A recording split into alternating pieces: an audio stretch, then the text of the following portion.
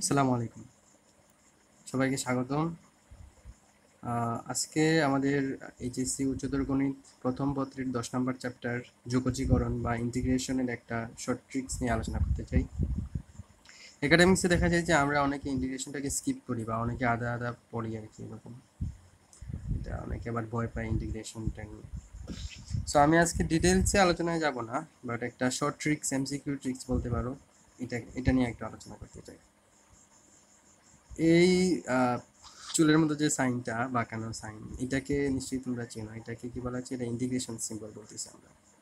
Integration symbol নিচে limit থাকে দুইটা, নিচেরটাকে বলা হয় লোয়ার লিমিট এবং উপরেরটা হলো আপার লিমিট। সো ওয়ালিস থিওরামটা কোন ক্ষেত্রে প্রযোজ্য? মানে ওয়ালিস থিওরাম যেটা নিয়ে আজকে আলোচনা করব, ডিটেলস বলতেছি না, আগেই বললাম। ইন্টিগ্রেশন যদি লোয়ার লিমিট আপার লিমিট যদি এরকম হয় যে 0 থেকে 90, লোয়ার লিমিট 0 আপার লিমিট 90, এবং sine to the power nx dx অথবা cos to the power nx dx যদি এরকম ফরম্যাটে থাকে, তাহলে আমরা, এটা হচ্ছে নির্দিষ্ট যোগজ, ঠিক আছে? ইন্টিগ্রেশন যোগজীকরণ দুই রকমের হয়, অনির্দিষ্ট যোগজ, নির্দিষ্ট যোগজ। এক্ষেত্রে এটা নির্দিষ্ট যোগজ, যেহেতু লিমিট দেওয়া আছে। আমরা এই দুইটি ফরম্যাটের ক্ষেত্রে ওয়ালিস থিওরাম দিয়ে সহজেই, মানে ইন্টিগ্রেশন করা ছাড়াই, আমরা এই নির্দিষ্ট যোগজের মান বের করতে পারি। হ্যাঁ, ঠিকই বলছি। এখন এক্ষেত্রে দুইটা কেস হতে পারে। আমাদের সাইনের পাওয়ার এন যেটা বা কোসের পাওয়ার এন যেটা, সেটা যখন বিজোড় হবে, এখানে এন মনে রাখবা, এখানে এনটা হচ্ছে স্বাভাবিক সংখ্যা, ঠিক আছে? স্বাভাবিক সংখ্যা 1 2 3 এরকম। সো যদি এনটা বিজোড় হয় তখন একটা কেস, আর যখন এনটা জোড় হবে তখন একটা কেস। সো বুঝতেই পারতেছো, যখন বিজোড় তখন ক্রমাগতভাবে দেখো, একটা ফার্স্টে কি করবা, ভগ্নাংশের মতো লব আর হর, ভগ্নাংশের নিশ্চয়ই সবাই চিনো, উপরেরটাকে বলা হয় কি লব আর নিচেরটাকে বলা হয় হর। সো এন যখন বিজোড়, তখন তোমরা নিচ থেকে শুরু করবা। নিচে ফার্স্টে 1 লিখলা, দেন উপরে 2 লিখলা, নিচে তারপরে ডট, এটা ডট কি গুণ বোঝায়, তাই তো? গুণ, হ্যাঁ। এরপরে সিরিয়ালি 3 4 5 6 কত পর্যন্ত যাবা, তোমার এন এর মান যত, তত পর্যন্ত যাবা। কিন্তু মনে রাখবা, শুরু করবা কোথা থেকে? নিচ থেকে, যেহেতু এনটা বিজোড়। কিন্তু কেস টুতে আমরা আলোচনা করব যে আমাদের যখন এনটা আমাদের জোড় হবে, এনটা যখন জোড়, তখন আমরা কিন্তু উপর থেকে শুরু করব। মানে 1 2 3 4 5 এরকমভাবে যাবে এন পর্যন্ত। এবং মাথায় রাখবা, যখন আমাদের এনটা জোড় হবে, তখন আমাদেরকে এক্সট্রা 90 বা π/2, এটা কি 90 না, 90 দ্বারা গুণ করতে হবে বা π/2 দ্বারা গুণ করতে হবে। সো আশা করি কেস দুটো ক্লিয়ার। এখন চলো এক্সাম্পল দেখা যাক। এক্সাম্পলের ক্ষেত্রে ফার্স্টে আমরা নিচ্ছি সাইন পাওয়ার 5x dx। 5 কি বিজোড়, তাই না? সো উপরের যে নিয়মটা ছিল বিজোড়ের ক্ষেত্রে, আমরা শুরু করলাম নিচে 1 2 3 4 5, এভাবে আসলে মাল্টিপ্লাই করছি, ঠিক আছে? নিচ থেকে শুরু করছি, সিরিয়ালি দিতে থাকছি যতক্ষণ পর্যন্ত আমাদের পাওয়ারে ছিল, দেন জাস্ট মাল্টিপ্লাই করলাম 8/15। এটা তো গেল আমাদের বিজোড়ের ক্ষেত্রে।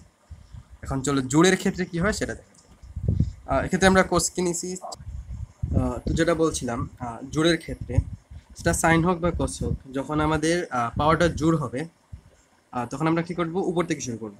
জোড় হলে উপর থেকে সিরিয়ালি 1 2 3 4 5 যাবে কত পর্যন্ত, আমাদের এন এর মান যা সেই পর্যন্ত।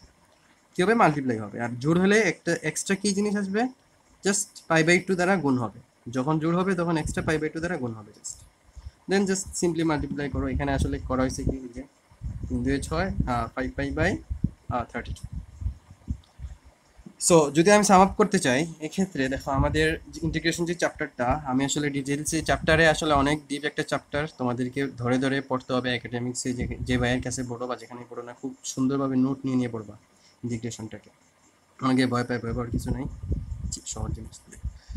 সো যেটা বলছিলাম, ইন্টিগ্রেশনের ক্ষেত্রে আমাদের 10 পয়েন্ট কত, মেবি 7 পর্যন্ত আছে মনে হয়।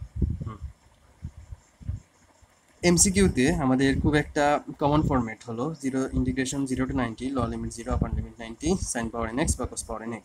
এক্ষেত্রে এমসিকিউর জন্য আমি আসলে এই ট্রিক্সটা দেখাচ্ছি, ঠিক আছে? যেটা আগে এতক্ষণ যা বললাম আশা করি বুঝতে পারছো। জাস্ট এন যখন বিজোড় হবে, মাথায় রাখবা, এন যখন বিজোড় হবে তখন আমরা নিচ থেকে শুরু করি, আর এন যখন জোড় হয় তখন আমরা কি করি, উপর থেকে শুরু করি আর একটা 90 দ্বারা গুণ করি।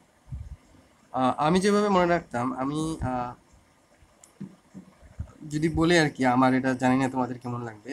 আমি সাপোজ দেখো দুই ক্ষেত্রে কি জোড় জোড় আছে না, আমি দেখো এখানে কি কিছু একটা বেশি আছে, মানে তিনটা অক্ষর বা তিনটা বর্ণ আছে। তিনটা বর্ণের মধ্যে এখানে এখানে তিনটা আছে, এখানে দুইটা আছে। সো এক্ষেত্রে তিনটা, এক্ষেত্রে কিছুটা কম না। আমার আবার নিতে আমি সবাইকে সমান করতে চাই, সমান অধিকার, সাম্য, নারী পুরুষ সমান অধিকার, যাই বলো না কেন। এই জন্য মনে করো এটা যেহেতু কম, এটাকে আমরা কিছু বেশি দ্বারা গুণ করব। এক্ষেত্রে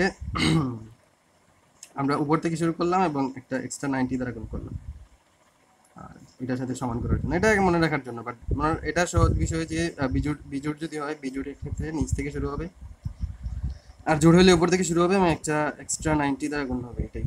আর এক্সাম্পলগুলো দেখে নিও, এইভাবে প্র্যাকটিস করে এমসিকিউ দিয়ে এটা খুব বেশি আসে, HSC 24 ব্যাচের জন্য স্পেশালি।